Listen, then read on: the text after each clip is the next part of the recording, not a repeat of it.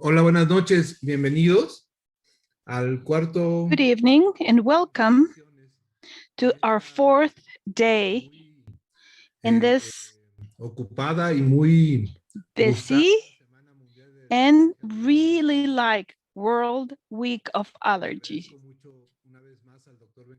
Once again, Dr. Benjamin Cepeda, I want to thank him for his initiative and the organization capacity in order to put together a very ambitious and attractive program with high-level professors, Mexicans, and foreigners. And I want to thank JSK, patrocinio de esta semana Abamis 2A, who sponsored this World Allergy Week.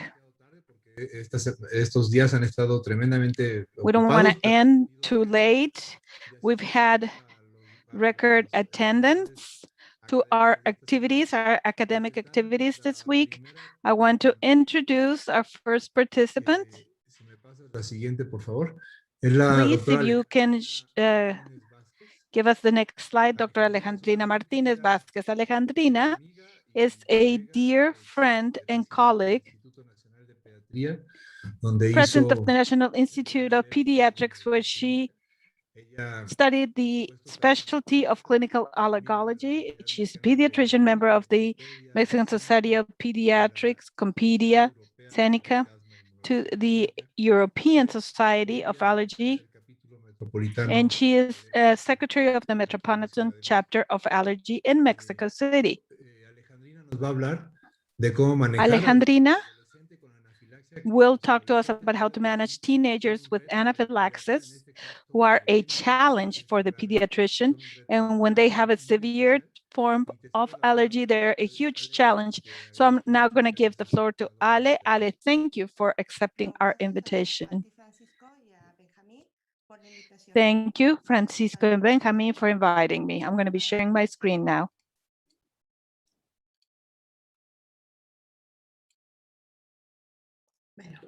El día de hoy voy a hablar sobre cómo manejar al adolescente con anafilaxia. Today we're going to be talking about how to manage teenagers with anaphylaxis. This is an important topic. It's very difficult in adolescents because often they don't want to take their medication. We're going to start.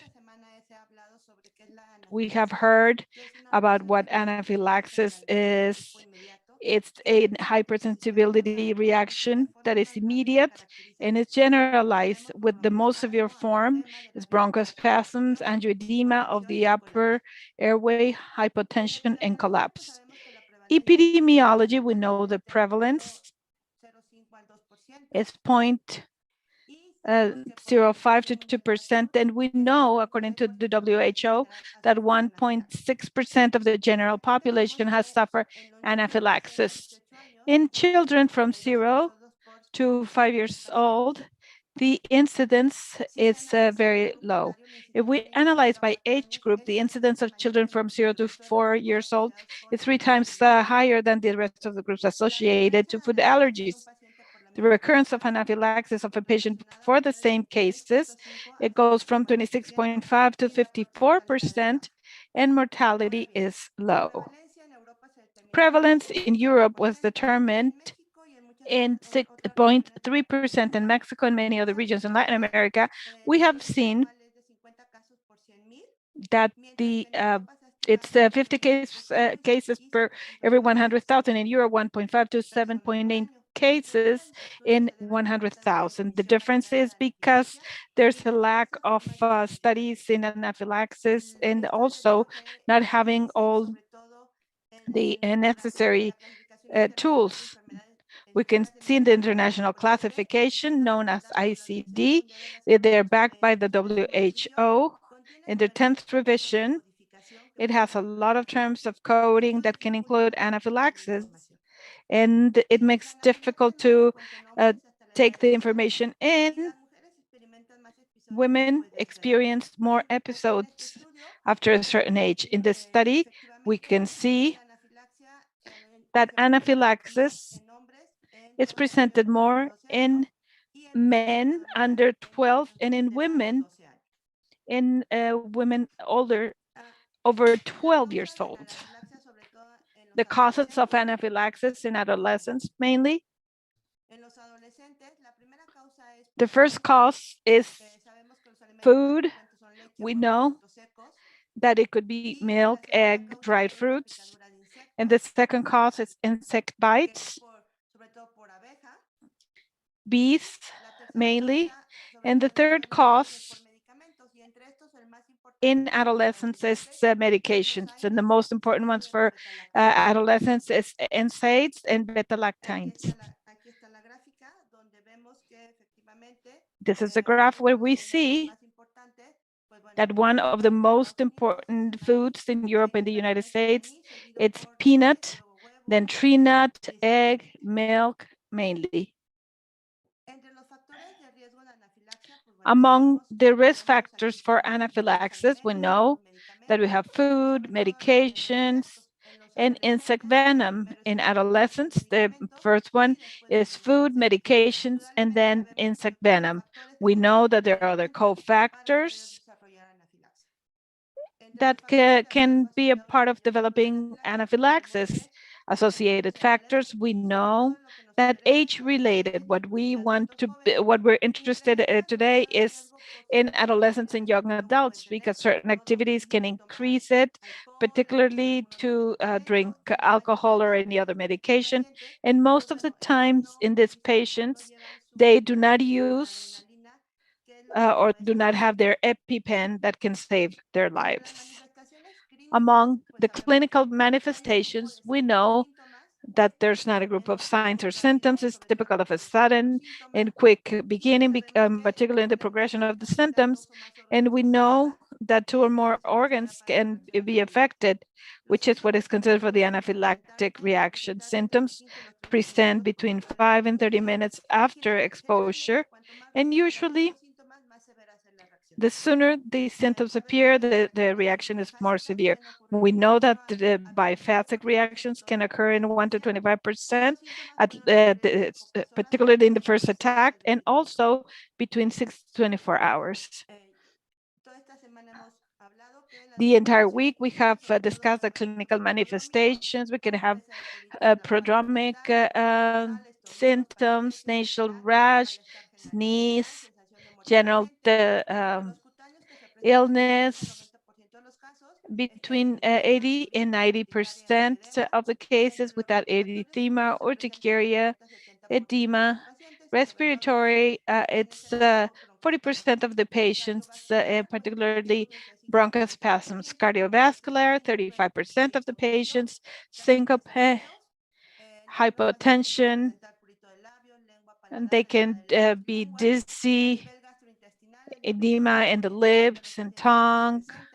30% of the patients have this, abdominal pain, vomiting, and other problems at the level of the central nervous system, headache, loss of consciousness, and also they can lose control of their sphincter. Clinical criteria of anaphylaxis, also for adolescents. Anaphylaxis is highly probable when one of the 3 criteria are occur. The first one is acute sudden initiation in the skin and mucosa urticaria that the patient has, along with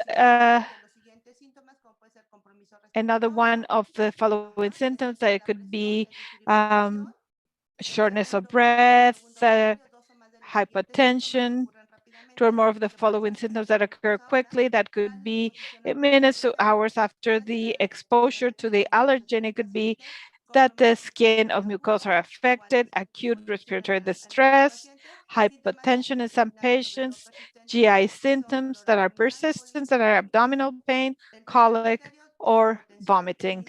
Hypotension is the 3rd criteria in minutes to hours after exposure.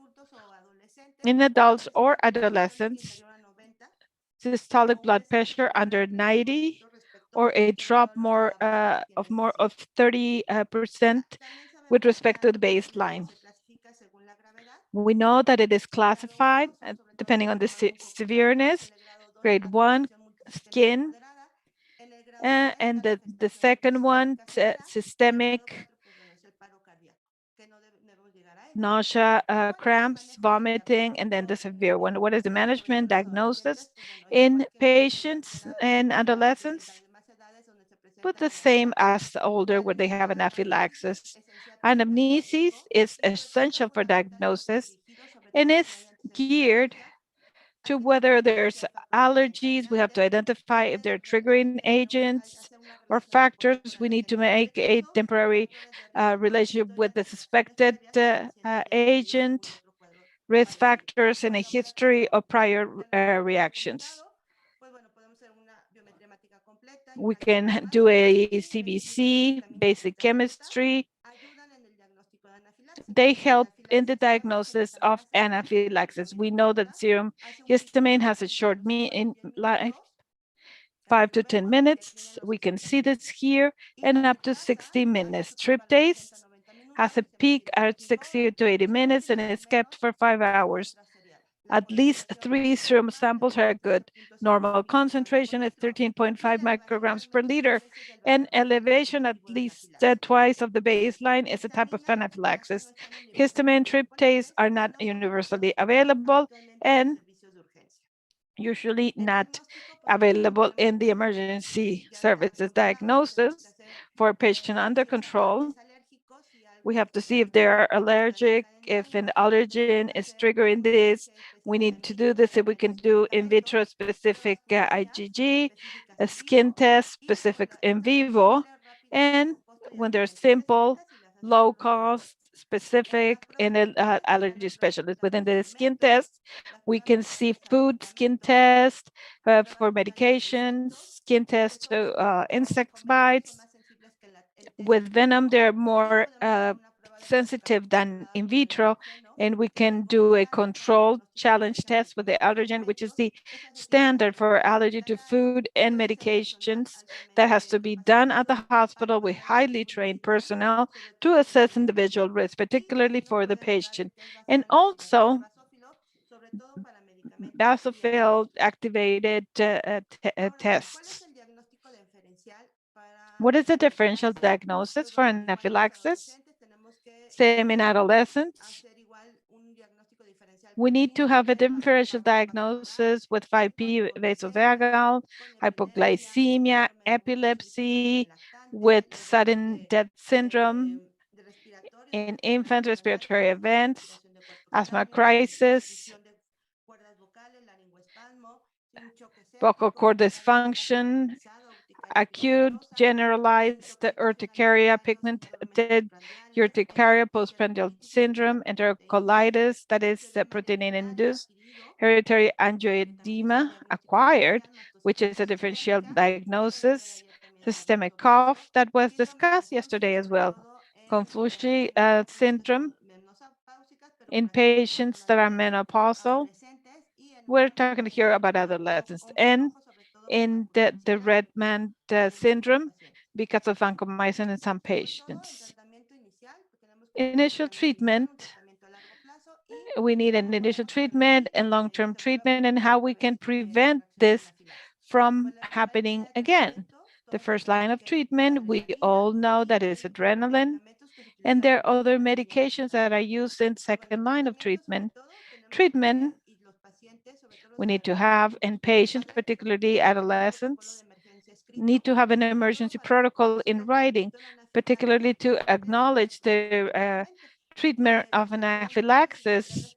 The second step is to stop exposure to the trigger, that is, if they're taking any medication or if they're intaking any foods, they need to remove the allergen completely. Third one is to assess the airway, mental state. The fourth would be to request help in CPR. Adrenaline can be given, but also immediately after, they need to call the emergency services to get help. There's no question that to inject epinephrine adrenaline in the anterior side of the thigh. Time for dose to be repeated 5 to 15 minutes if necessary. The next step is to place the patient face up, very comfortable. If there are respiratory difficulties, vomiting, also when the emergency service is there to add some oxygen to establish in the IV way and to be ready to start CPR with compressions.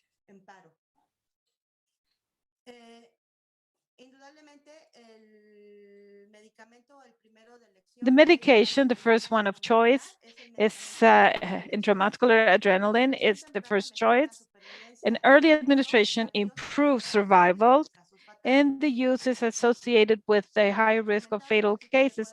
We have discussed that anterolateral of the thigh and the quadriceps, and we prefer self-injectors. In Mexico, we have Tringa vial that we have to show the patient how to use it. Auto injector, you take it as if it was a knife.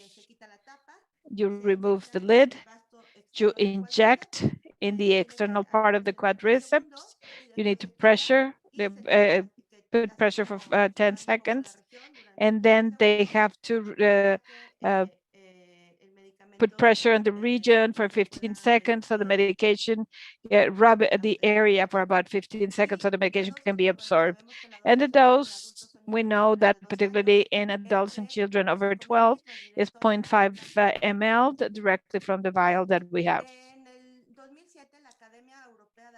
In 2007, the Allergy Academy in Europe gave some guidelines with respect to the use of auto-injecting adrenaline for children for exercise-induced anaphylaxis, idiopathic, concomitant to allergy to certain insect bites. And in the indications for the application of adrenaline is a prior allergic reaction to food traces, peanut and tree nuts.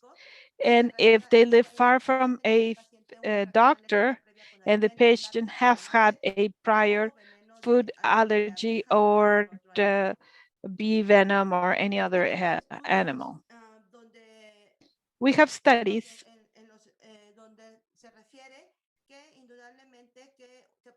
where it's stated that a third dose can be given, particularly in children and adolescents, without a problem. And something very important, they're not contraindication for the use of adrenaline. We need to wait for shock or failure. Most of the children and adolescents do not suffer damage because they get adrenaline even if they don't need it. It's better to give adrenaline before the patient gets any complication. What's treatment? We have discussed this. Self-injecting devices. In Mexico, we have adrenaline.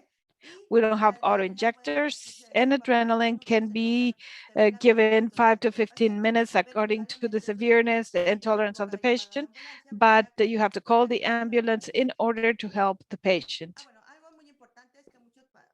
It's important.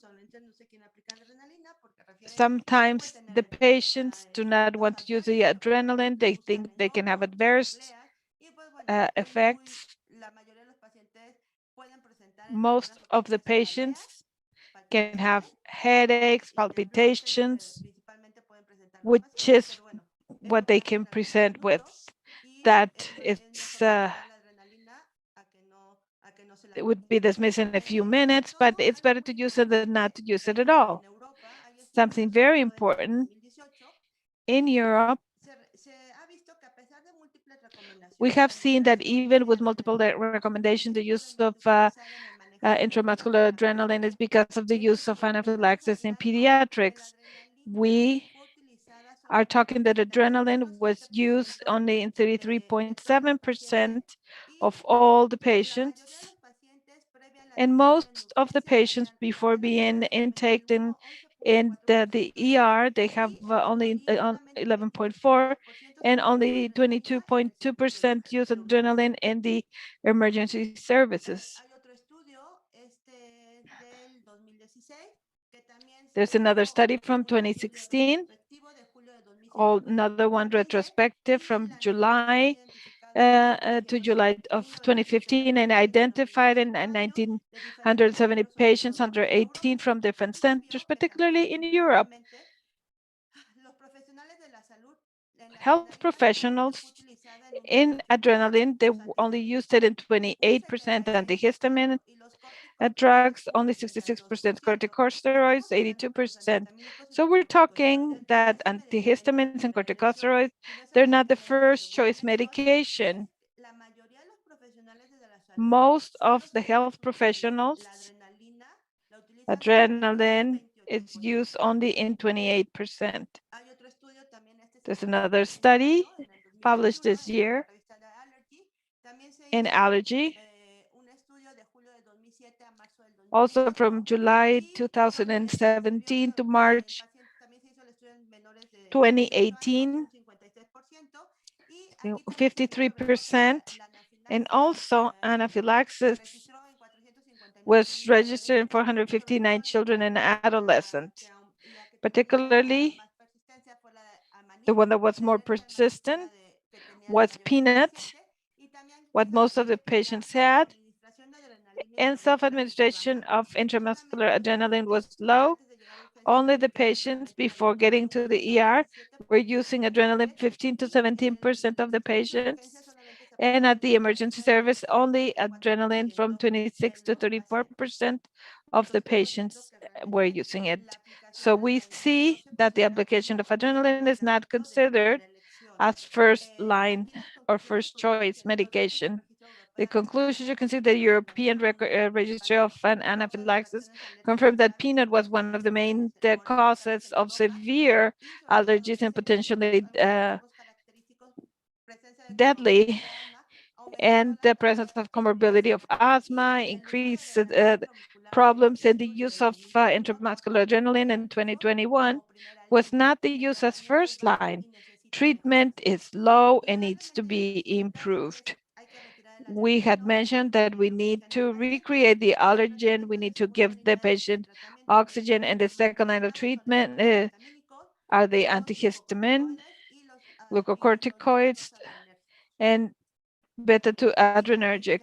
Hemos hablado durante esta semana, han We hablado have been sobre la discussing this week the algorithm of adaptation qué es lo que se in tiene que hacer para pediatric prevenir. anaphylaxis El and what has tratamiento to be formal, done antes, with previo the y después, se patient. le debe dar al Treatment paciente before un releasing the plan de acción patient, en the caso de patient must anafilacsia. have El an paciente action tiene plan que in case of presentar un anaphylaxis. kit de The emergencia, empezar a patient entrenar a los niños has to cómo find and it utilizarlo has to y carry an debe emergency proporcionar kit, how adrenalina to de use preferencia it. They de need to auto-inyección have o en este adrenaline, caso tiene que preferably tener 2 two ciclos de adrenalina. auto-injectors. In our case, it Ese needs to ciclo have se two tiene que poner adrenalina vials of porque tiene que adrenaline, ser also with artificial, sobre antihistamine todo el salbutamol, y se tiene products, que dar al paciente un plan de acción incrementada para with an decir action al plan paciente que, pues bueno, increase to para tell the aumentar su patient seguridad y sobre todo la that in calidad order to de vida que pueda increase tener el paciente. their Se safety and the tiene que dar quality en of life of formatos the de patient, este tipo. they El need to paciente have tiene que this poner type of si el paciente padece form where the padeciendo patient has to see autoalergia, if a qué the se patient está has any expuesto, other qué allergy, what complicaciones they're puede allergic haberlo. to, También se tiene que and educar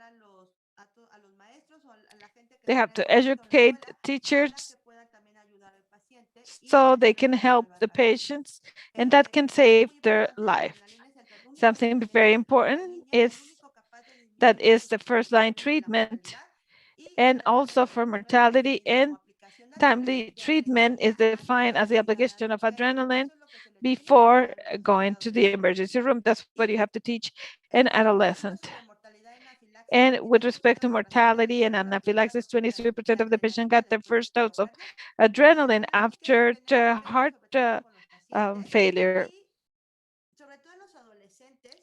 particularly Algunos in no adolescents. decidieron Sometimes aplicar when adrenalina they porque estaban decided not to use considerados adrenaline, it's because they las considered manifestaciones que tenían eran leves the manifestations were o mild realmente no lo or necesitaban. that they really didn't En need un it. estudio en el 2015, el In 1% a de study los in pacientes con 2015, adrenalina 1% of the intramuscular tuvieron patients with adversos intramuscular events adrenaline had cardiovasculares cardiovascular adverse de un events, 9% contra el 10% de los 9% investigadores versus al administrar 10% administración de adrenalina IV. completamente segura. Ya se The estableció adrenaline los administration is very safe. We antihistamínicos had son la segunda discussed estrategia de that the antihipertensión, histamine nunca debe products ser el único o should el not be the primero de only tratamiento. or the only Indudablemente treatment. también There's no aquí tenemos que question reconocer los that pacientes we must los adolescentes acknowledge tienen que that the reconocer patient, particularly los adolescents, signos y need to síntomas para administrar recognize adecuadamente the la adrenalina. symptoms for a quick Y todos los application of pacientes que hayan adrenaline. sufrido un And episodio de all the anafilacsia patients that deben have ser evaluados suffered por un especialista en anaphylaxis alergia should be para su assessed by diagnóstico an temprano, allergy tratamiento a largo specialist plazo y for medidas de treatment prevención. in the long term Indudablemente in sabemos que prevention tenemos que measures. darle We know that we información al must have paciente, an action decirle plan cómo in utilizar writing la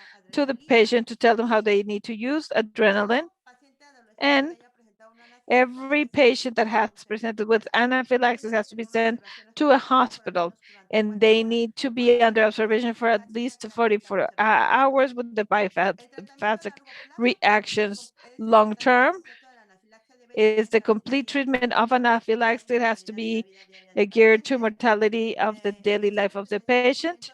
Only 35% of these members that are going to be in the emergency room have to be followed by the allergy specialist. The patient needs to have a bracelet or some way to let everybody know. When the patient is 16 and they go out, the parents are not going to feel anxious like other patients that are allergic. They need to have time to have a fatal allergic reaction caused by a food product. She's allergic to cow's milk, but she knows and she is more careful. She knows that even small amounts of food that they're allergic to can cause a problem. When adolescents and adults look at it, they're more responsible for their health. So we're saying that recent studies show that over 50% of the deaths caused by food products occur in adolescents. Adolescents have a known allergy and are going to get immediate treatment with epinephrine because they think, most of the adolescents think that this food allergies are not dangerous and that cannot cause death. So this risk happen because it's more possible that the adolescents buy food that is or eat food that is not safe for them. They don't want to have the medication that can save their lives, epinephrine, and it's because they say that it's socially isolating. 94% of teen adolescents said that the worst part is to have a food allergy. We need to discuss with the parents and talk to the adolescents and talk about what they're allergic to, particularly when they are going to a restaurant. They need to discuss that. There are several on the internet, on the network of food allergy network. They have a place where they can fill out a form. They can go to a restaurant. They give that piece of paper to the person that is in charge of the cafeteria or the restaurant, and that it's to make sure that their food is going to be free of the allergen. Friends are important, and they have to become your allies. And adolescents has, they have mentioned that sometimes they have to be concerned, and the friends can help them and verify what they're allergic to. What does it mean? That they need to be a lot more careful, but they can go on a date and they just have to be careful. They need to have their adrenaline.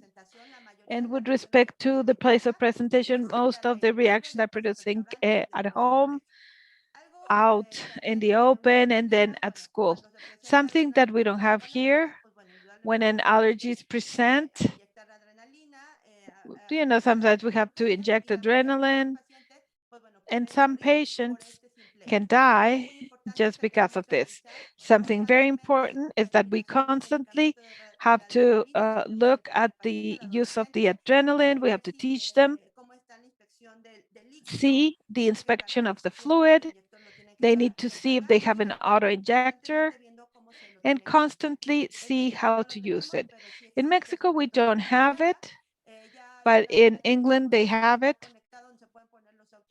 A device that is connected with the self-injectors can be placed. They're connected to the cell, and they can take one and give it to the people that are destined to use the medication. It also sends a phone call to the emergency services, and on GPS, they know and they find where they are and they find the patient. This is very important. They have this alarm is even at some shopping centers, and they can get it. What is the prognosis? Anaphylaxis episodes they're hardly ever are life-threatening. Each episode has a risk of being deadly of less than 0.5%. The paradox of anaphylaxis: patients with anaphylaxis can live even when they don't have treatment, but the delay in giving treatment is associated to mortality. Sometimes when you tell somebody, well, I'm allergic to this, this, and that, they think that you're kidding. And it's so important to educate everybody, particularly adolescents, because they might feel they might feel weird and that everybody's going to be pointing at you, but you always have to carry adrenaline and all your medications because that's so important. Thank you. This is my email if you have any questions.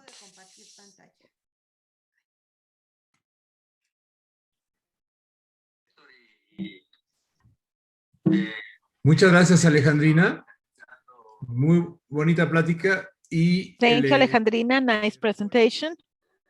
Que el día de mañana será muy importante para que puedan tomorrow, in order to have your certificate from the Mexican Council of Certification in Pediatrics, it's important that after our session, you fill out the survey of attending this week of allergies and anaphylaxis, and that all the questions that you want to ask Dr. Alejandrina, you can send them to the Q&A chat, not on the general chat where we greet each other, but the one that says questions and answers or Q&A, preguntas y respuestas in Spanish, and she's going to be replying in Spanish, and she's going to be staying with us, and she's going to be answering. There's some questions, some are really good, so please, she's going to help us. We're going to continue now. Dr. Margarita Ortega Cisneros,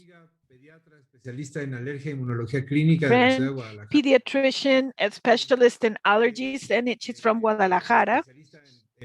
She's a specialist in pediatrics, allergies, clinical immunology. She works at the Medical Center of the West. She's the chief of the Department of Clinical Immunology and Allergies. She's in charge of the Clinic for Allergy, Asthma, and Immunology in Zapopan, coordinator of the Clinic for Allergy and Medications at the Medical Center. She is professor of different classes of allergies at the Medical Center of the West in Guadalajara, professor of allergy and clinical immunology in Guadalajara, and she's member of different groups, Sedemica, Compedia, European Society of Immunodeficiencies, and the European College of Allergies and Clinical Immunology. She's going to talk to us about how to educate a patient with anaphylaxis, which is very important for those patients with anaphylaxis to be able to have a normal life and have a plan how to act when there's an accidental intake of whatever they're allergic to. So thank you, Margarita. Thank you for accepting being here. Benjamin, you accepted Benjamin's invitation, so welcome you. It's an honor to be here and to be part of this important week worldwide. Thank you, Francisco, and to everybody else. It's a pleasure to be here with you.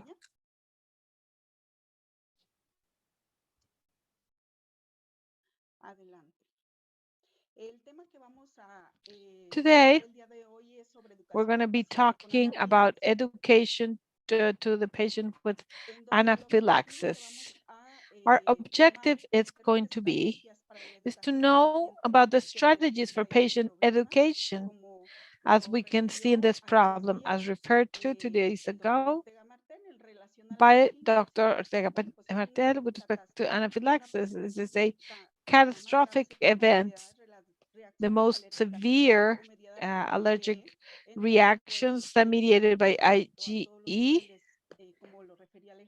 that can be severe at all levels. In certain stages, it can be devastating. Education, in this case, is about conveying knowledge so the person has all the education, can identify the clinical data of anaphylaxis, and can react properly. We're going to be getting tools and knowledge on anaphylaxis. And it's very important that we all are up to date and paying attention of what's new, it's old, and the evolution of these problems that could be more beneficial. To make this be diagnosed easier and easier to treat. You're going to treat something if you don't know it. You need to detect the allergens that are causing a problem, where they hide, where the adjuvants are, and those vehicles that can make this a problem. We need to establish all of this, as well as the periodic supervision for this type of patients, for the management of this emergency, uh, because for us, we're the ones that sometimes do not know about this type of procedures. With respect to education to the family and the patient, we are going to be looking at this when the patient is released, is discharged. How are we going to educate? Well, the patient is learning from the time they recovered with workshops, conferences. We're going to be educating not only to them, but to the doctor and anyone as well. This is very important, but it could be, it could be a dentist, it could be medical personnel, school personnel. Who's going to help us? It should be the physician and associations of patients, different associations with different guidelines and channels of communication. Currently, the guidelines are related with the World Allergy Organization, with several updates based in other associations in different groups at the different levels. In each regions, we have to find out how to find all the support. There's no excuse for this. When the patient is discharged after an anaphylaxis situation, that we need to look at the clinical history of the patients, and everything is concentrated in two steps. The use of intramuscular adrenaline in the way that we need to. In the site or the place where the patient lives, 195 countries, only 32% have some pre-charged or preloaded injectors. In Mexico, we have vials and a syringe. The second step includes interventions, the transfer to the attention of health professionals. That's what we have to do. The description of the pathophysiology, the way we react, it gets to a point where they're going to be discharged. Usually this happens. It's not an allergy specialist or a clinical immunologist. This usually happens in unexpected places and people that may not think what to do. They start doing things. Oh, okay, you should give them a lot of milk. If the patient lost consciousness, and some colloquial situations that can occur, and this can cause bigger problems. The patient is in recovery with treatment, and later on goes home back to regular life and after a traumatic process that I want to recover from. We need to help the patient. We need to provide treatment in the acute phase and then identify the food, medications, or any thing that could have caused it. And later on, to convey to the patient with respect to the knowledge of which could be the causes, otherwise to study it and investigate. Throughout time and by different organizations, we're going to have the guidelines that have help with the decision making. It was the best behavior with respect to what to do when you discharge the patient. What are the triggers of anaphylaxis? How are we going to train the patient so they can have the best response? The WHO guidelines, college European guidelines, just give us some light in order to manage this type of problems that happen not so often, but yes, in a catastrophic manner. When you discharge a patient, it's very important to explain how to use adrenaline, if we have an auto injector or with a syringe and a vial. It's important to have an action plan and to identify the doctor is going to help them, who can support them at a certain time. It's important to perform skin tests or in vivo diagnostic panels to identify them.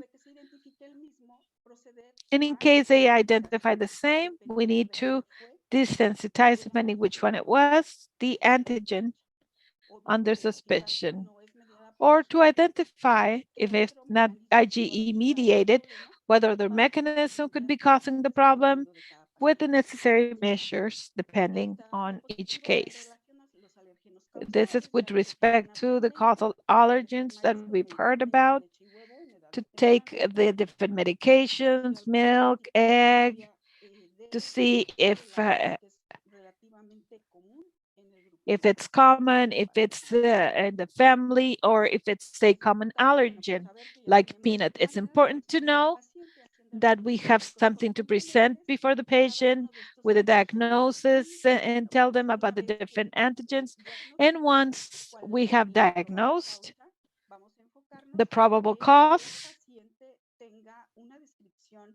then we have to have a detailed description, as simple as possible, about how the patient can identify this. Some guidelines by different groups worldwide, the Spanish guideline for physicians and relatives talk about very simple data, like looking at the way they look at their gaze, if they're talking, if they're crying. That's part of the ABC that has to be evaluated. The respiratory aspect, circulatory, see if they have the characteristics of the skin, if they're pale, look at the differential diagnosis, and look at the different possibilities that we have to take into account in order not to be confused with respect to how to establish diagnosis. Upon discharge, we must have 5 important details in order to help the patient to inform how to recognize anaphylaxis, to go to the emergency room in case one of the symptoms happens, and to give the different measures of the trigger agent or suspected agents. All of this is in writing, and that's what we're going to be using for this. For us physicians, it's important to know when the reaction occurred, if it was related to the intake of a medication. Otherwise, detailed symptoms, if it was a detailed medical history, this could be a cardiovascular problem. The most that we can do in this case is in what presented of events around medications of contact, insect bites, where did it happen, was different cofactors, exercise, NSAIDs, and the responses. Also, determination of tryptase, the duration of the episode, time of observation, to assess according how affected the patient is, the duration of the symptoms, and treatment needs. What was the situation? I always like to share an anecdote of a patient that has a Steven Johnson, is the only patient that has had two Steven Johnson events, and she survived.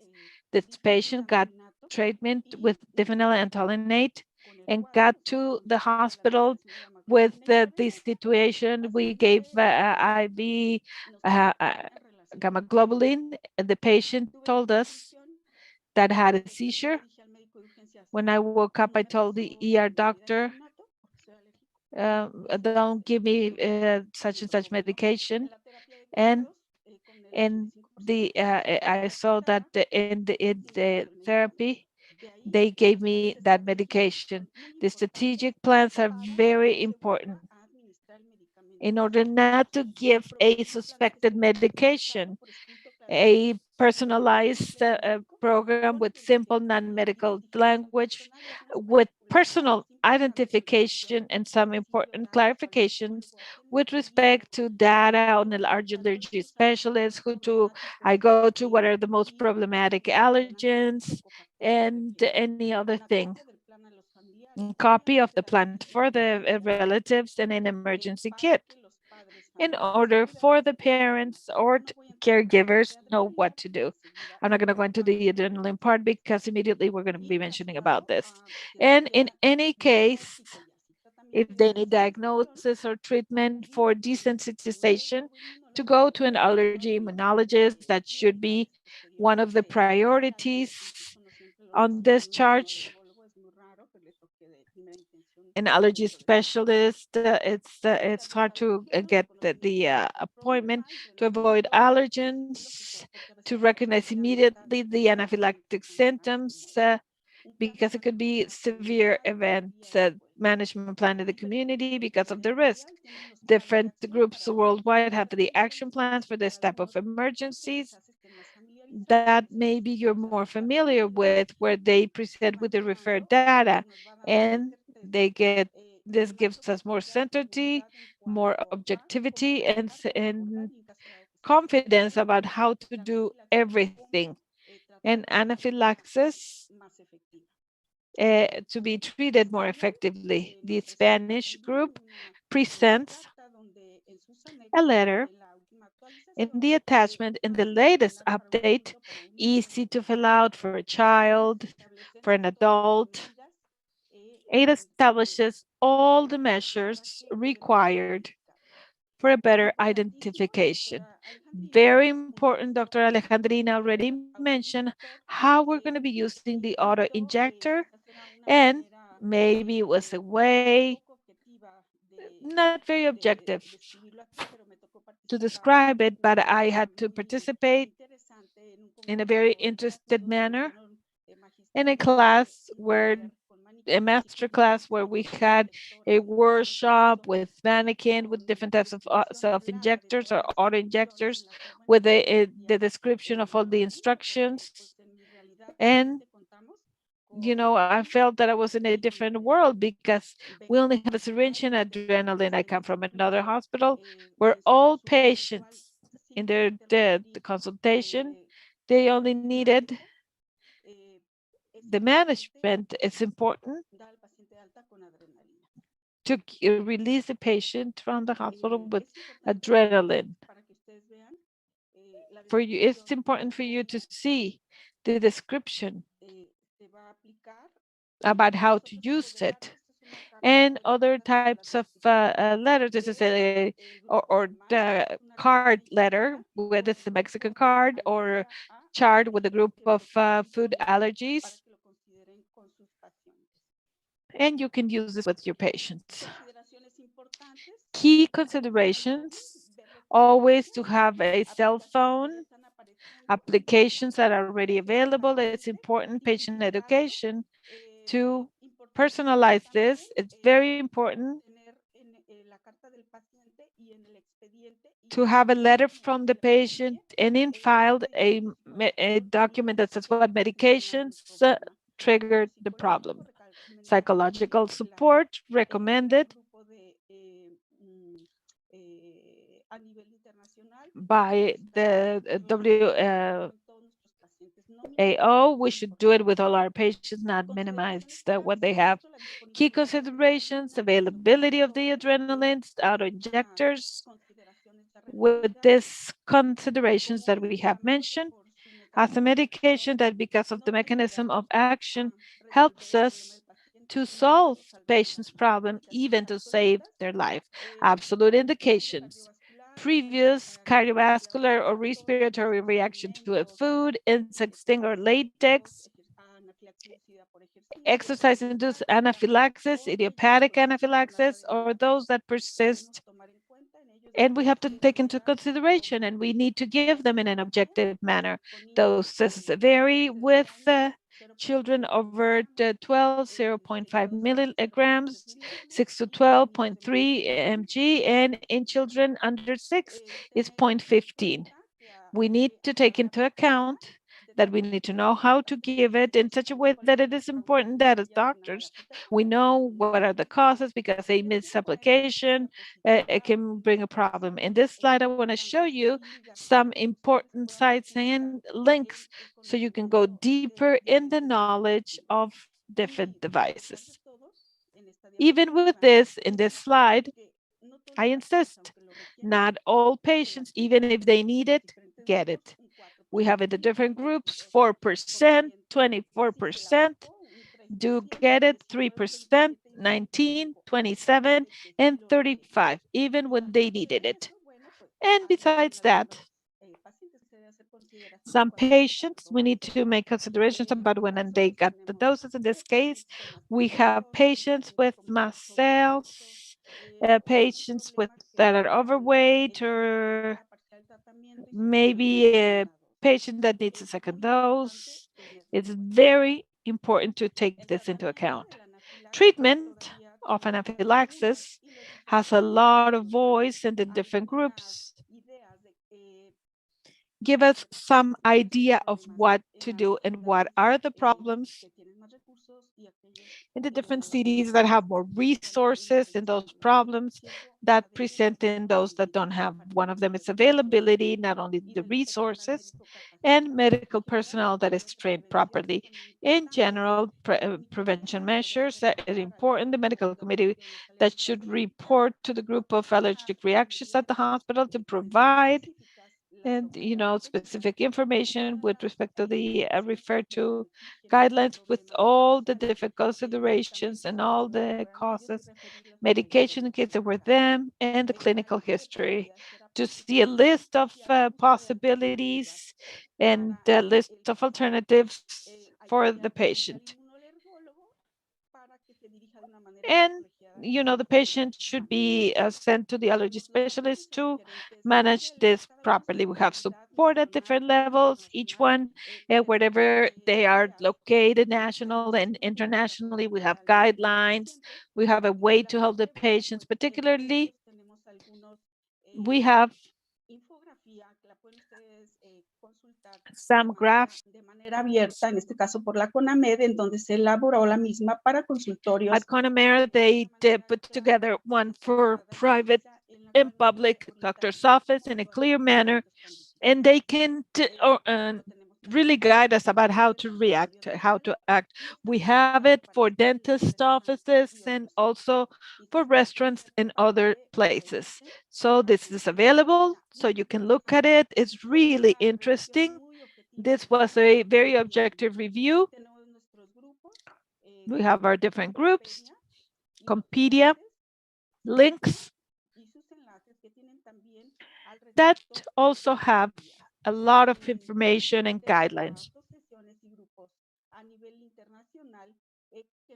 Internationally, they help us, and among which we can get involved easier in order to assess, treat, guide, and be more objective in this support.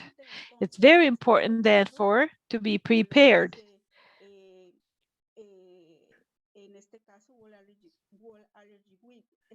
As World Allergy Week says, we have to be prepared to save lives. But as physicians, we need to be willing to change. We need to be willing to learn, to be students and be teachers, and to adapt according to our realities, to look for support. There are associations, organizations that are nationwide and international. By bringing this to you, we have the commitment of filling these voids, to go deeper, to create workshops, to educate, and to know more about this, and to reinforce, to strengthen procedures, how doctors and patients can act so we can save more and more lives. Thank you.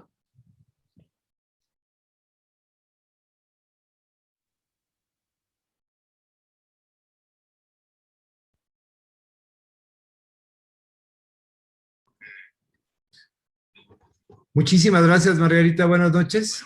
Thank you, Margarita. Le cedo la palabra al doctor. I now give the floor to Dr. Benjamin Cepeda, and I remind you that the next two presentations are going to be in English. They're pre-recorded, and in order to listen to them in Spanish, you can select at the bottom right button interpretation so we can have it in Spanish. And once more, to tell you that all questions are done in the chat. And Margarita is going to be here to answer all the questions that you've been asking. And I want to thank you for them. I'm happy to say that we have over 500 people connected live, and that this has been a really popular event. Muchísimas gracias, Margarita. Y thank you, Margarita. And we go to the next presentation. Y la siguiente plática está... ya está aquí el doctor Cepeda. Te cedo la palabra, Benjamín. Gracias, Fran. Gracias. Gracias, Margarita. Gracias, Alejandrina. Excelentes presentaciones. Y vamos a continuar esta semana, el cuarto día. Mañana estamos a punto ya de terminar esta semana. Les recuerdo que mañana, por favor, todos contesten nuevamente la encuesta que se les va a enviar. Esto va a ser indispensable para que puedan conseguir su constancia y va a tener una validez. Tenemos validez por los dos consejos, por el Consejo Mexicano de Certificación en Pediatría. Tiene 8 This is going to be valid by the Mexican Council of Certification in Pediatrics, and it's going to have 12 points. And I think it's worth. The quality of all the sessions have been wonderful. Currently, we're going to have Dr. Paul Turner, and he's going to be talking about severeness of why some people die from anaphylaxis. He's a clinical scientist, honorary consultant in allergy and immunology at the Royal College of London, associate professor at the University of Sydney, Australia. His research has been financed by the Council of Medical Investigation and the European Commission and IHR and the Agency of Food Standards in the UK. And also he works in food allergies, severe food allergies, and how this affects the management of the risk to allergens and the preventive labeling of allergens. He has written more and more in anaphylaxis. Today, we celebrated this World Day in this week, and within the presentations that we had, besides Dr. Ebisawa, Paul was one of the most popular ones. So you're going to have 2 presentations by Paul Turner. So I hope you enjoy them. Thank you for being here with us.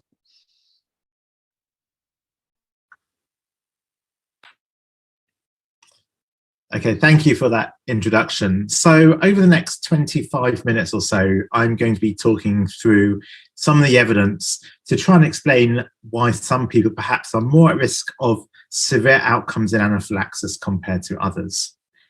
Now, there are various descriptions of anaphylaxis in the literature, as you can see on this slide here. So we have the IACI definition of a severe life-threatening generalized or systemic hypersensitivity reaction, then the Old WOW description, the Joint American Colleges, ASCIA in Australia, and the NIAID definition that I think most of us, if not all of us, will be familiar with. And there's sort of two things in common: either that anaphylaxis is a severe life-threatening reaction, or alternatively, that it's a multi-organ system reaction. But there are issues with these descriptions, as we'll see. So I guess the first thing that we need to think about is for someone with systemic involvement. So if anaphylaxis is a systemic reaction, what about someone who's having an isolated but generalized skin reaction, like in the photo here? So this is, you know, fairly systemic. Let's say it's to peanut or to egg. This child hasn't smeared themselves over their whole body, so it's not a local reaction. This has got to be a systemic signal that's driving this generalized urticaria and erythema. So how come there isn't other multi-organ involvement and it's just the skin that's affected? Secondly, this concept of two organs being involved. What about a child, let's say this one, got a little bit of lip angioedema, so some mild cutaneous involvement, and let's say he has some gut symptoms as well. Is that anaphylaxis or not? And it'll depend on the definition that you use. So under NIAID, if the gut symptoms are persistent, one would say, well, yes, that's anaphylaxis. But actually, how does one define persistent? Under the new WAO definition, if the gut symptoms were severe and persistent, then that would constitute anaphylaxis. And again, we've put some parameters over exactly what we mean by persistent. What about respiratory symptoms in isolation? This is something that we often see in the context of oral immunotherapy for food allergy. If someone takes their allergen that they're allergic to and then develops isolated wheeze, it's almost certainly going to be due to the allergen they've just been exposed to, but they haven't got other organ involvement, at least not at that time. And so is that anaphylaxis, or is that not anaphylaxis? And then finally, we've got the extremes of respiratory or cardiovascular compromise. And the important issue here is that anaphylaxis is a spectrum of severity, from the very mild anaphylaxis that in most cases will self-resolve to the most severe cases, and then everything in between, which could go one way or the other. And so I've already alluded to this. We recently updated the definition from the World Allergy Organization in terms of how we define anaphylaxis. And we've based it on the NIAID definition, but we've tweaked it slightly. So it's now a case of category 1, where there's acute onset of skin symptoms with either AA symptoms, airway breathing symptoms, circulation compromise, or severe gut symptoms, which is particularly relevant to a non-food allergen, or isolated onset of either hypertension or bronchospasm or laryngeal involvement after exposure to a known allergen for that patient or a highly probable allergen for that patient, even in the absence of typical skin symptoms. And that's important because we're increasingly seeing fatal reactions where there's no evidence of skin symptoms and the penny doesn't drop. People just don't consider anaphylaxis as a diagnosis. So is anaphylaxis always severe? Or put another way, is anaphylaxis a one-way street to ending up in an intensive care unit like this young man? Some work that colleagues of mine here at St. Mary's and Imperial did just under 10 years ago now, we a systematic review and meta-analysis where we looked at the likelihood of something bad happening to you if you have food allergy. And in this case, if you're a young person under 19 years with food allergy. And in any 1 year, roughly 1 in 10 people will say they've had anaphylaxis. Someone like me agreeing with them, about 1 in 10 of those, so down to 1 in 100. being admitted to hospital because of that anaphylaxis reaction, about 1 in 5,000 or so, and then actually dying from food anaphylaxis, about 1 in 250,000. And one can see that that equates to around 1 in 10 people attending the emergency room because they've injured themselves, dying from any cause, about 1 in 5,000, roughly the same as a hospital admission for food anaphylaxis. And actually dying from food anaphylaxis in someone, a young person with food allergy, is less common than dying in an accident in North America or being murdered, and roughly equivalent to being murdered in Europe or dying in a fire. And that's not to say what our patients making a fuss about here, because we're not trying to minimize the risks here and tell people to stop making a fuss and go away. The point is that things like driving or crossing a road are acceptable risks now on an everyday basis in most places. And that's partly because of seatbelts and safety netting. You don't suddenly run into a road, but you look both ways before you cross the road. Preferably you cross at a crossing point. And so we safety net to make everyday risks acceptable. And this is what we need to do in terms of approaching anaphylaxis, and in particular food-induced anaphylaxis. What safety netting can we put in place so that our patients and their families don't have to worry about the risk of a bad, severe, or even fatal reaction, and can lead a relatively normal life?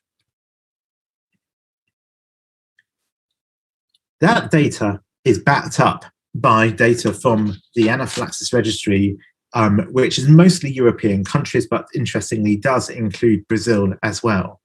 And in a report of over 3,000 cases of anaphylaxis, the vast minority were treated with epinephrine. So only 14% were treated. So the vast majority were not treated with epinephrine.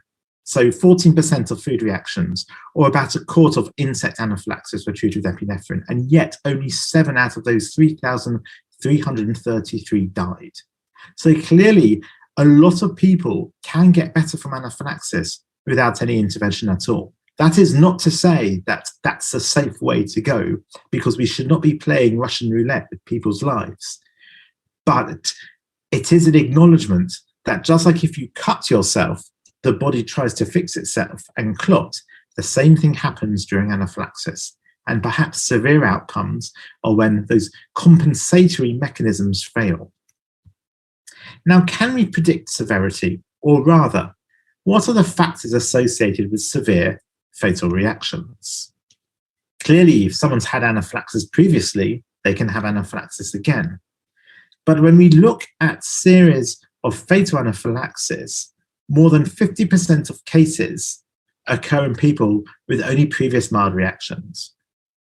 And most, in the case of children, most children with subsequent anaphylaxis have previously only had mild reactions. And so prior history doesn't actually help us that much.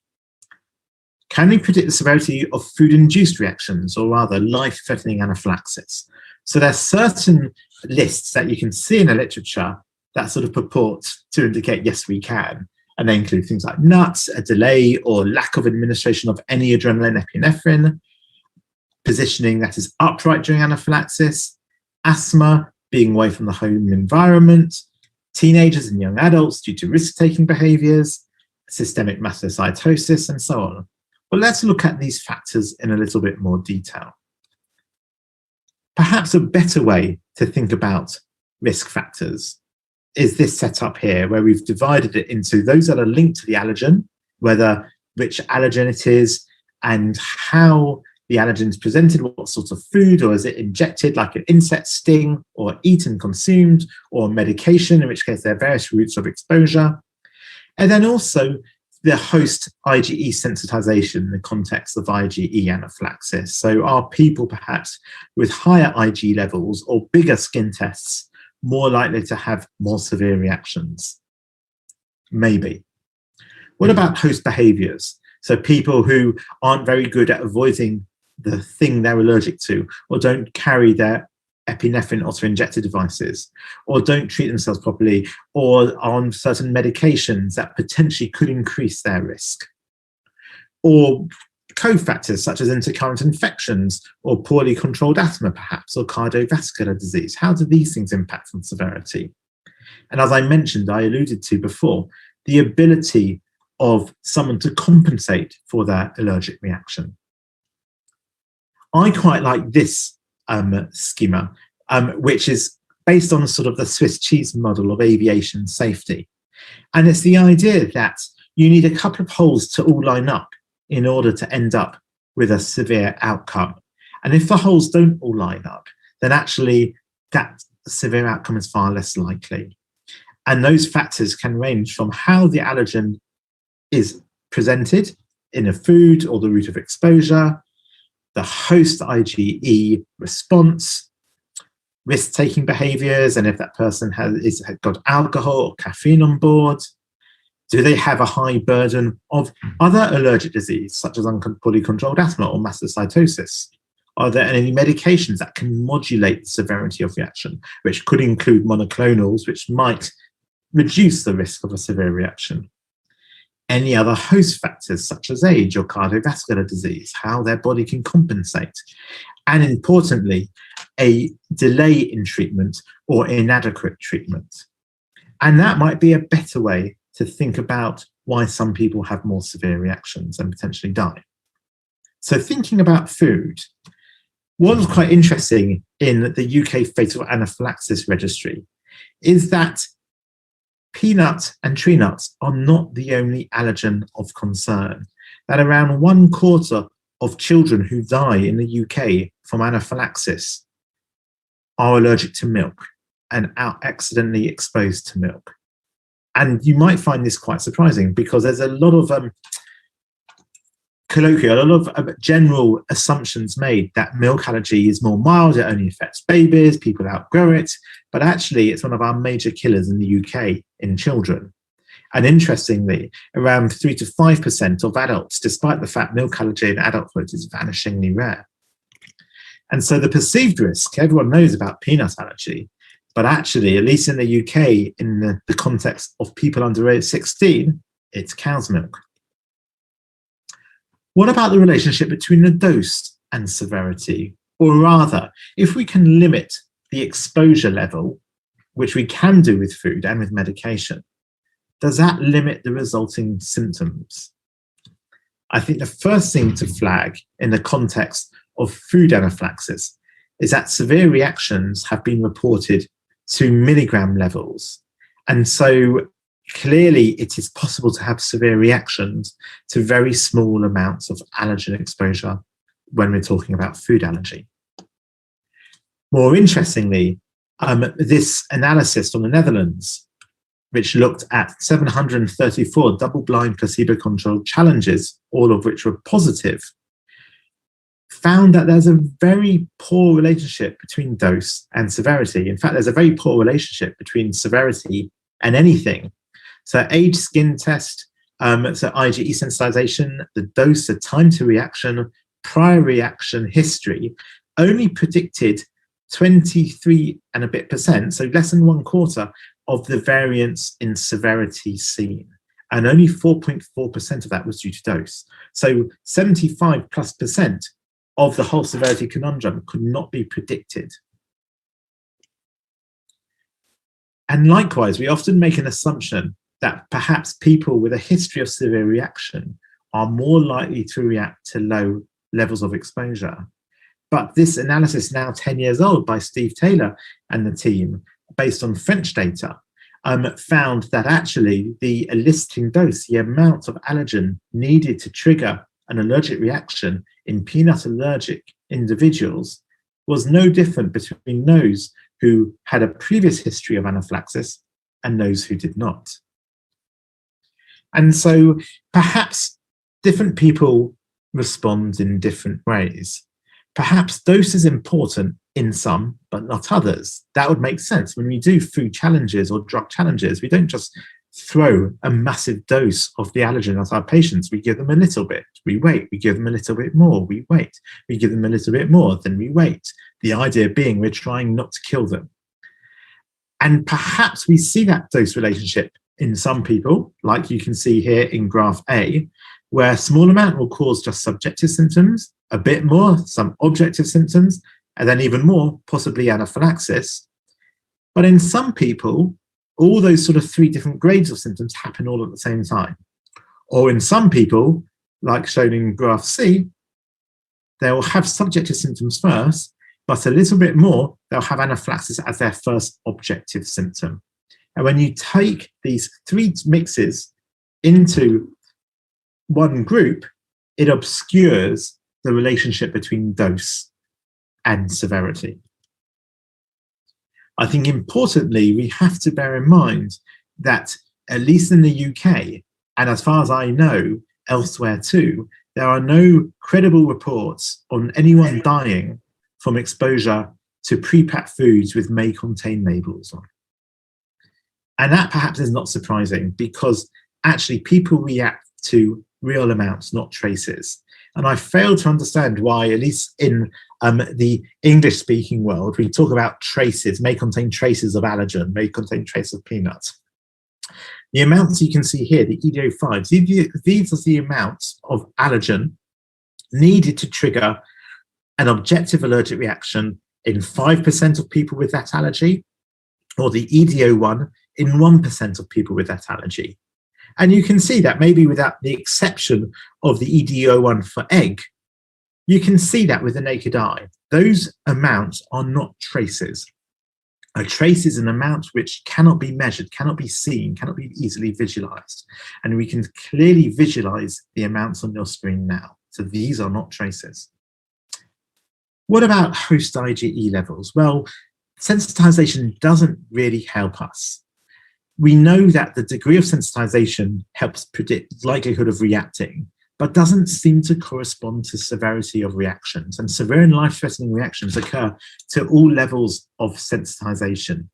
And importantly, we need to dispel the myths that somehow for peanut allergy, sensitization to ARA-H2 predicts severity, because it does not. If we look at the Europreval data, for example, so here we have 3 cohorts of people with a history of anaphylaxis to peanuts who weren't challenged, people with a history of double-blind reaction to peanut, and people who are peanut tolerant. And if you can look at the ARA-H2 in each group, one can see the huge amount of overlap between those. And so this is just one piece of the puzzle that shows that ARA-H2 levels do not predict severity for peanut allergy. If we look at some other data that we've been doing over the last sort of 5 years or so in the UK with double-blind challenges in peanut allergic patients, one way we look for the ability of a test to be clinically useful is something we call receiver operating characteristic curve, or ROC curve. And essentially what we do is a plot of sensitivity versus 1 minus specificity. And the closer the plot is towards the black top line here, or maybe the orange line, the better the diagnostic test. As it goes to green, red, blue, it's less useful as a diagnostic test, and grey is the same as tossing a coin, heads or tails.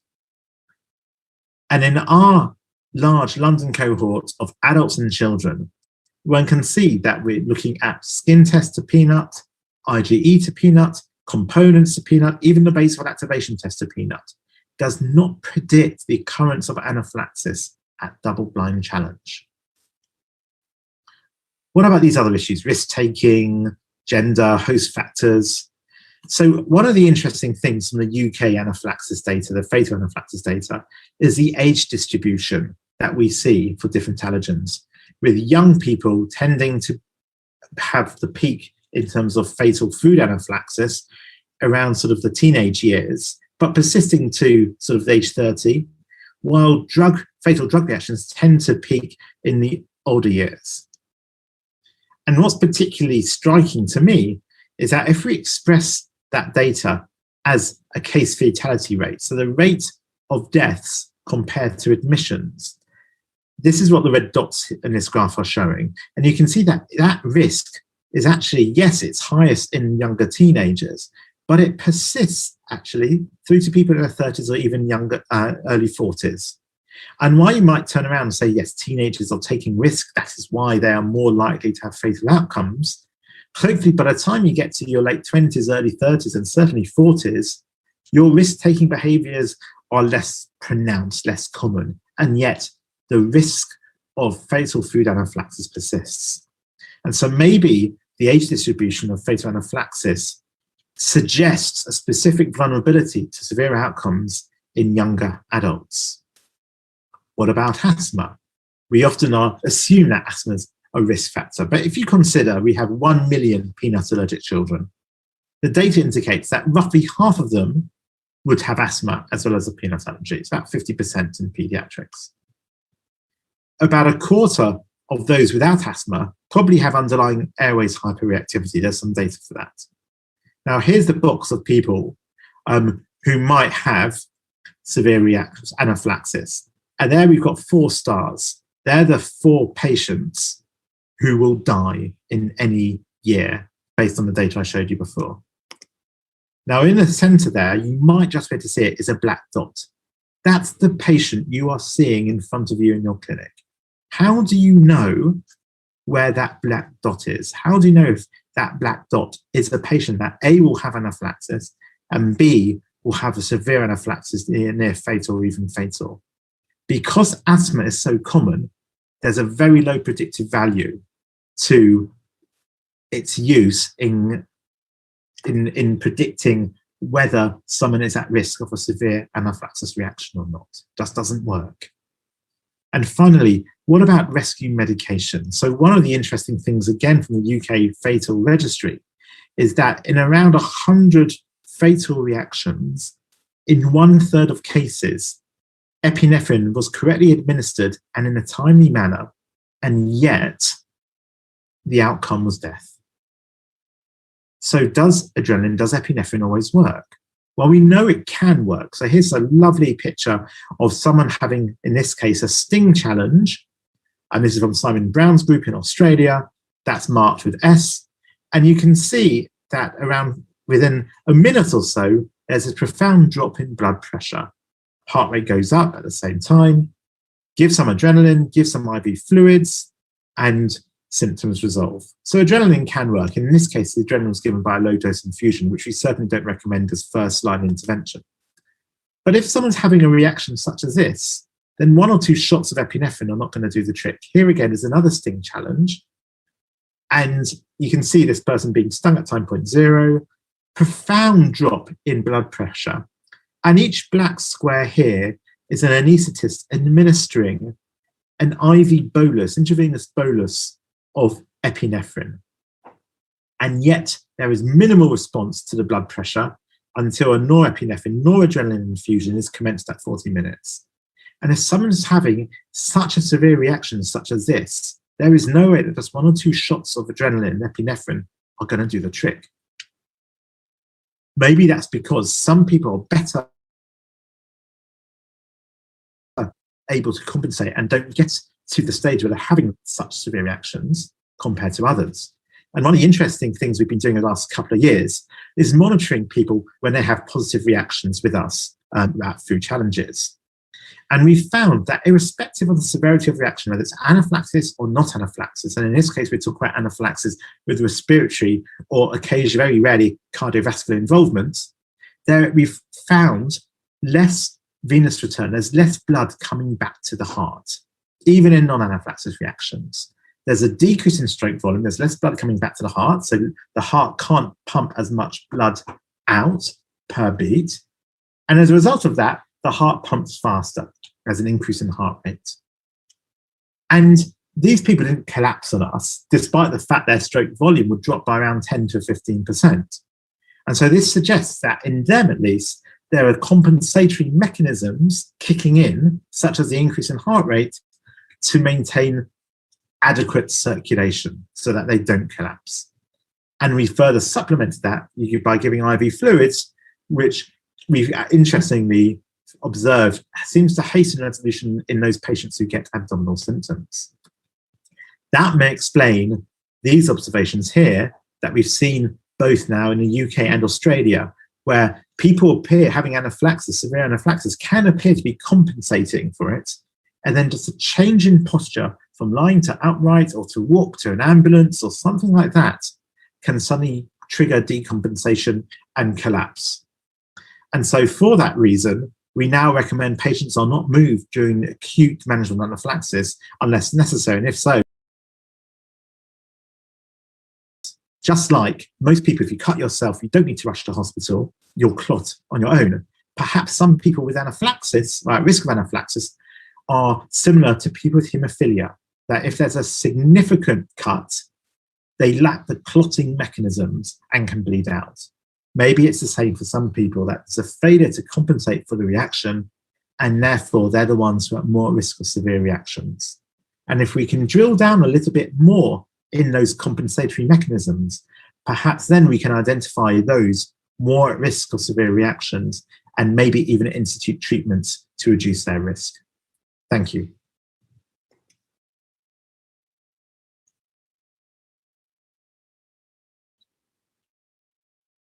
Okay, thank you for that introduction. So over the next sort of half hour or so, we're going to be looking at some of the issues in terms of how we score allergic reactions in terms of severity, and some of the issues and perhaps how we can improve on the current systems. I think the first thing to mention is the fact that we all perceive severity differently. So there'll be people like me where I see anaphylaxis multiple occasions every single week in our research setting. And I wouldn't say I'm an expert, but I would have a different perception from someone who maybe only sees an allergic reaction once a month or even less so, even if they're a healthcare professional.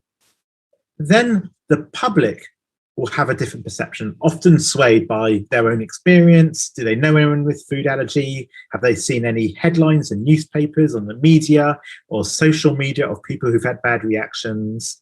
And that clearly will be different from an allergic patient, allergic individual, and their family, who by direct experience, often in uncontrolled settings, without backup, without medical facilities and so on, will have a different perception, which can be very scary because they're out of their comfort zone. And then in terms of industry, food businesses, they might have a different perception of severity as well. And when we undertook a consultation with them, back when we were writing this manuscript in 2016, it was quite interesting that for both industry and also food regulatory authorities, their perception, their definition of severe would be anything which prompted an unscheduled medical encounter. So someone having to go to a hospital or even just making an appointment with their family physician, even if it wasn't an anaphylaxis reaction. And of course, we know that lots of our patients who have anaphylaxis don't go to hospital for whatever reason, either because they don't want to have to pay for it, if that's an issue in some countries, or alternatively, they know they're going to have to stay in, they don't want to stay in, so they'll just ignore that. They might not even use their adrenaline epinephrine pens, as we've already discussed in another lecture. And there's a hierarchy of risks faced by people who are susceptible to allergic reactions.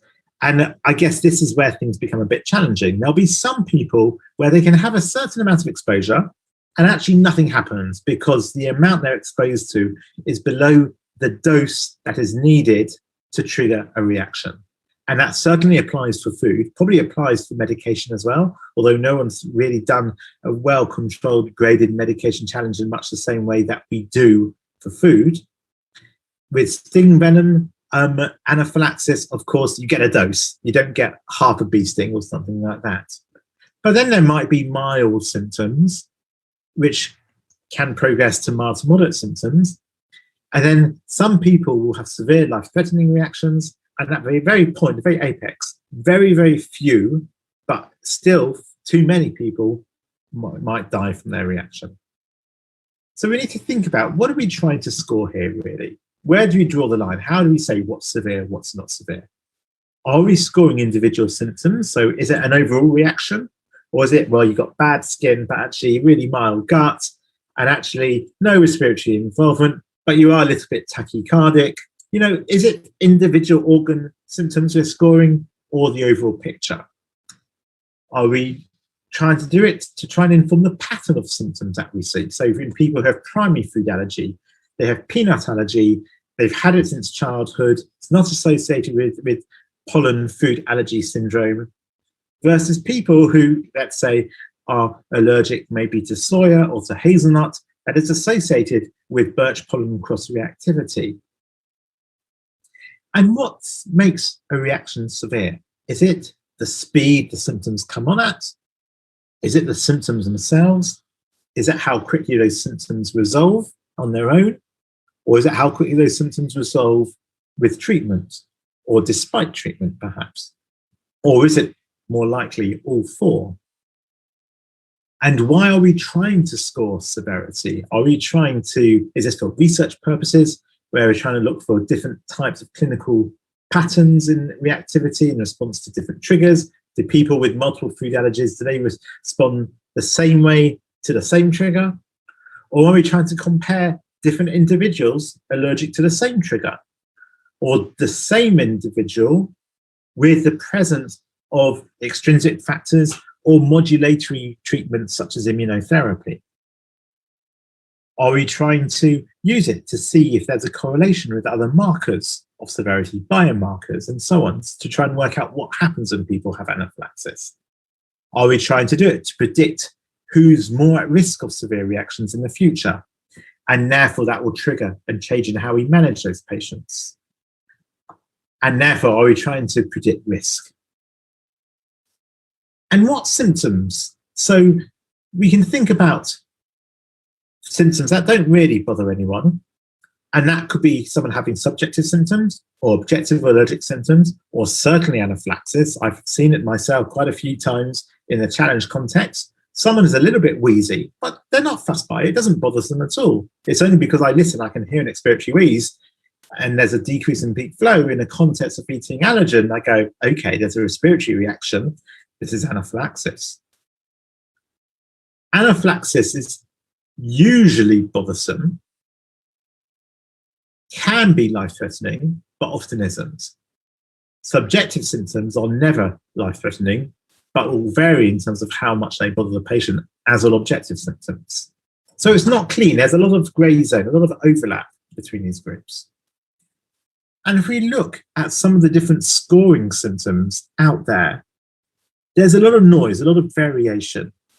And you can probably see here that in red, I've put those symptoms that could constitute anaphylaxis. And in some scoring systems, there are only 3 grades and only 1 non-anaphylaxis. So it's just not discriminatory. If you're having non-anaphylaxis, there's only a single grade. So it could be really the most mild symptoms, just a tiny bit of an itchy mouth, plus also generalized urticaria angioedema. And that is sufficient to say, no, they're both grade 1. And in some symptoms are slightly better. There are 3 out of 5 grades for non-anaphylaxis reactions, but only 2 for anaphylaxis. So there can be a lack of discrimination here. If we think about this kid, so this is probably the most famous kid with allergy in the world. He's probably now, I think, my age, and he lives in Brisbane, or at least used to. He's got, as you can see, some patches of urticaria, significant lip angioedema, and let's say, for the sake of this discussion, there's a soft expiratory wheeze as well. So you can see here where I've placed him on different grading systems, that for some, he's grade 4 out of 5, but for some, he's only grade 2 out of 5. And so there can be quite significant differences depending on what scoring system is being used for the same patient having the same reaction. What about this context? So this is a study that we're involved with where people with peanut allergy would have a peanut challenge on one occasion and then come back to have a repeat peanut challenge, this time sitting on an exercise bike. We were looking at the impact of exercise on severity. And one can see that with a no exercise occasion, a little bit of noise to the first 5 doses, and then some decent urticaria to the final dose. On the exercise bike, in this example, significant more symptoms, particularly to the higher doses. But how does that get reflected if we're using a grading system? And unsurprisingly, you'll learn, it varies depending on which score we need. So these are the 6 scoring systems I showed you before, and what each symptom is graded at. So between grade 2 and grade 4 out of 5. with no exercise. But if we then read on the exercise occasion, you can see that in 3 cases, we are picking up the increase in severity. But in at least 3 of those scoring systems, it isn't picking up that clear increase in severity when a person is having their peanut challenge with exercise. There's just not that discriminatory sensitivity in that particular grading system. And not all scoring systems are appropriate to all allergens. So this is the Ring and Mesmer system.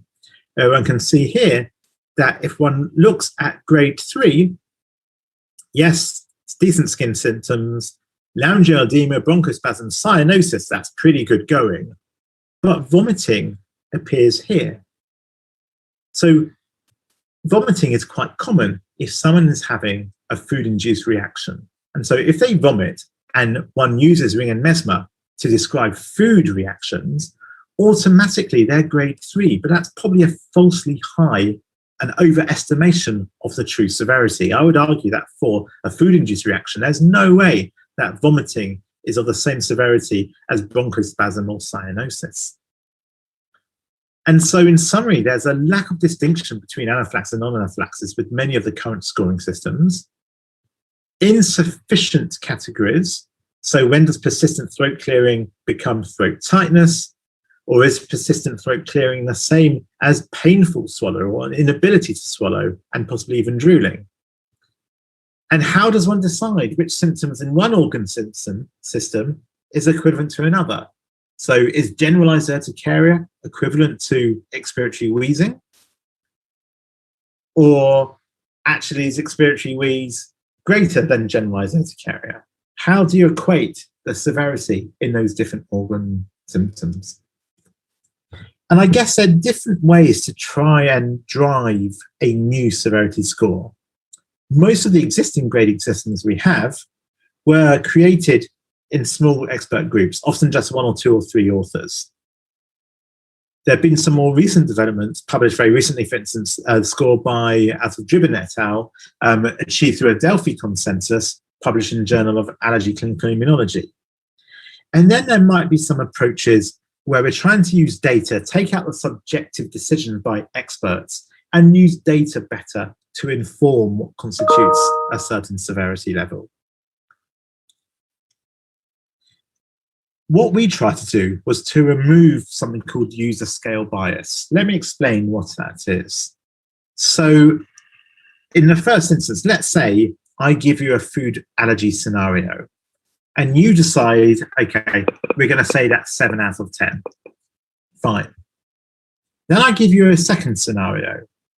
And this time you say, okay, this is worse than the first story I gave you. So I'm going to rate that 8 out of 10.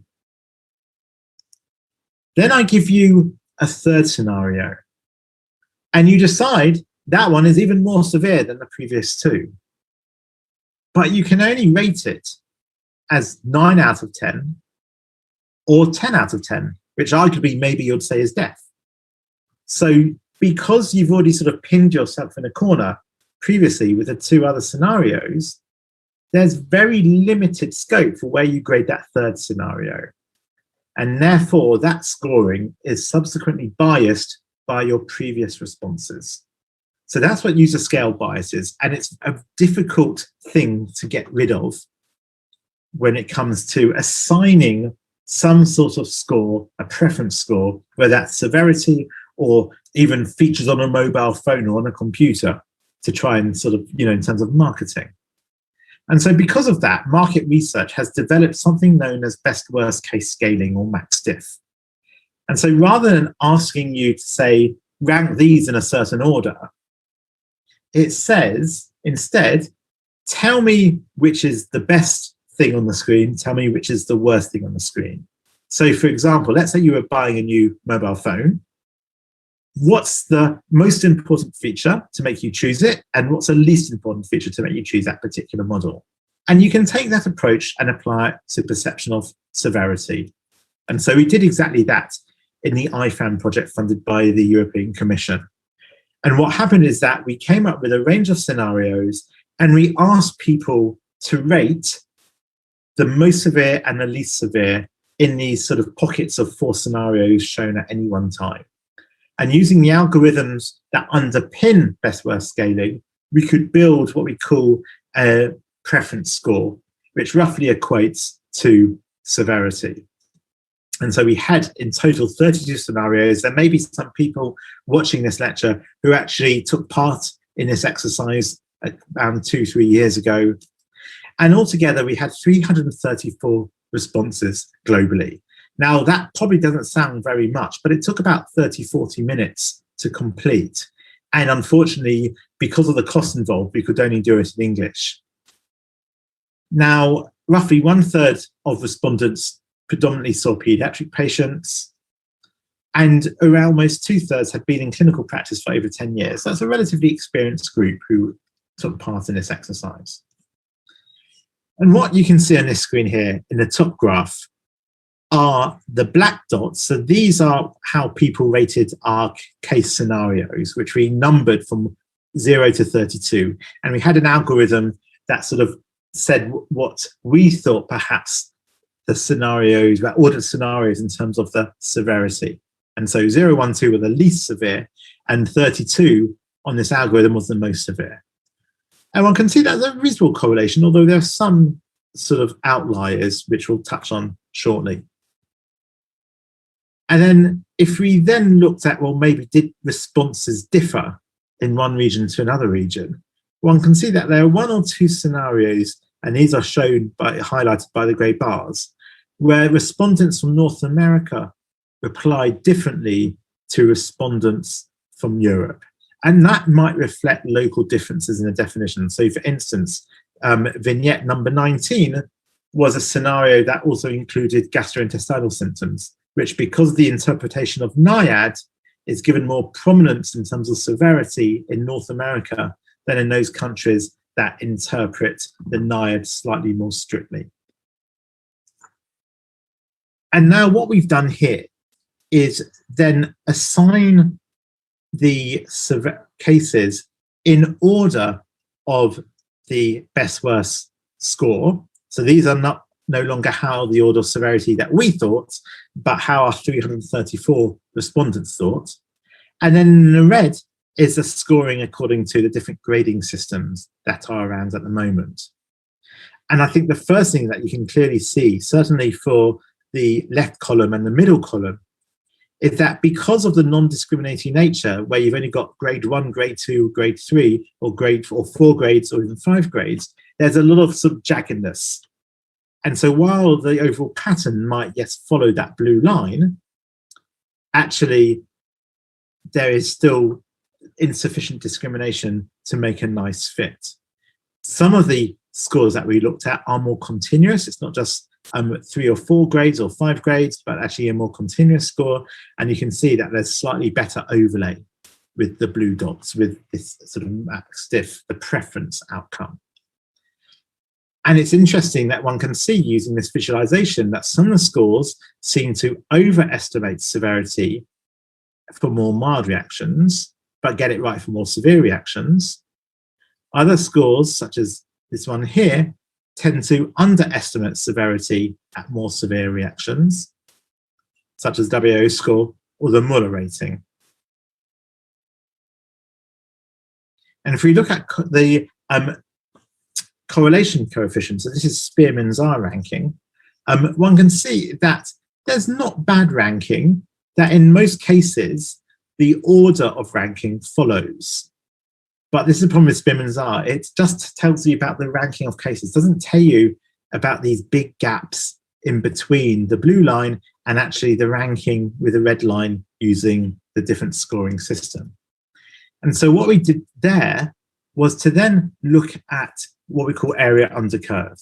So we looked at what's the area under this blue line versus the area under the red line. And ideally, they should be quite close to each other.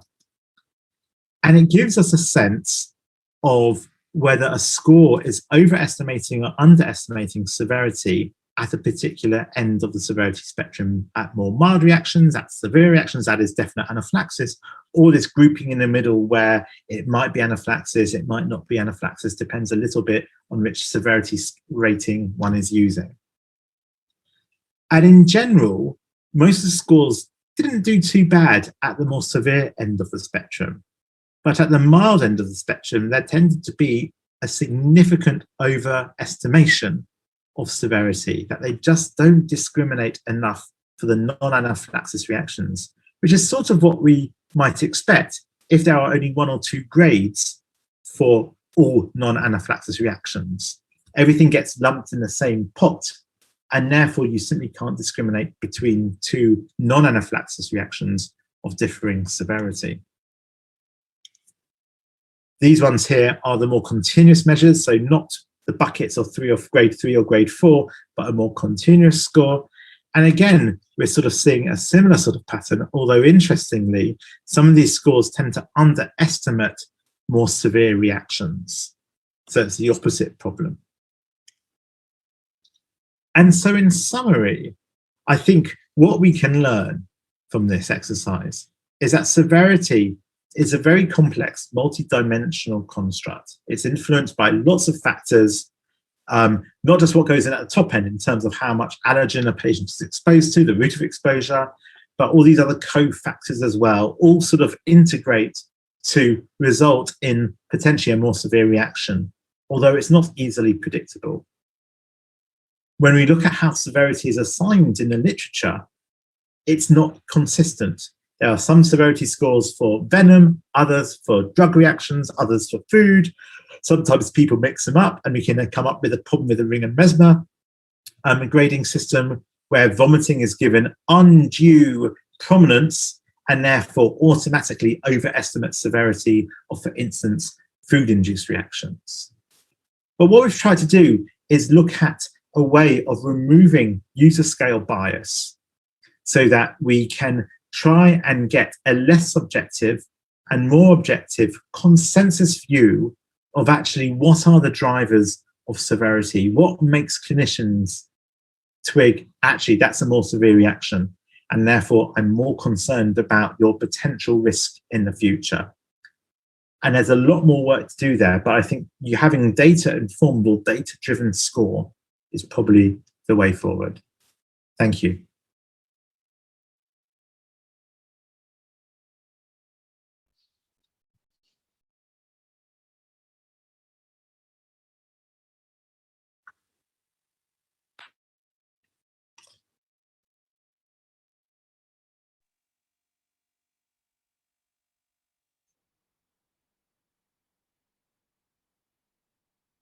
Perfecto.